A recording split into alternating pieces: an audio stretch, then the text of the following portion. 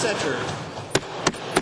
Thank you very much, Mr. Speaker. Mr. Speaker, on Monday, I asked about carbon levies high enough to transform behaviour, and the response was not about reducing greenhouse gases, not about incentives to change, it was about money.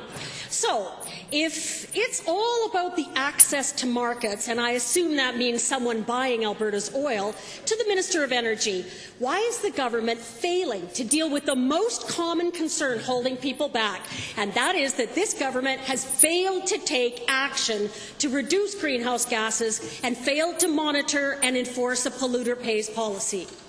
Honourable Minister. Well, Mr. Speaker, the government of Alberta actually is a leader on this continent in terms of what we have done to be responsible environmental stewards and finding that right balance between development, economic health, and environmental responsibilities, and that is where we continue to work, Mr. Speaker. I think that's where you're failing, but I'll go to the Treasurer this time.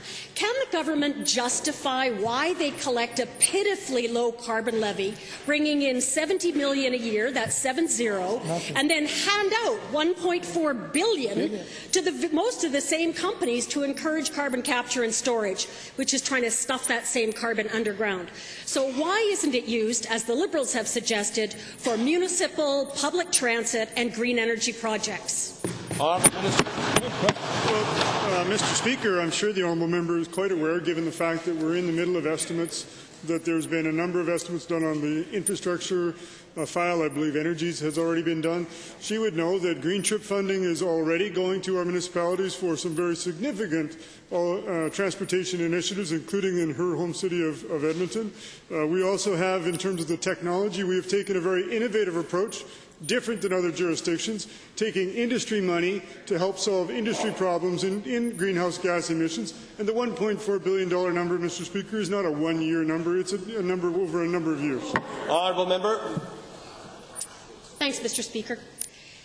Mr. Speaker, I will give the government credit if it implements a 40-40, 40% reduction or pay $40 a tonne.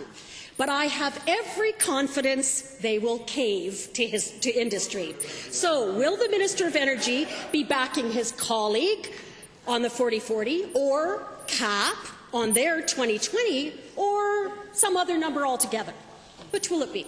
Honourable Minister. Mr. Speaker, this minister will back the Minister of ESRD and the people of Alberta in the interest of Albertans and looking after their interests.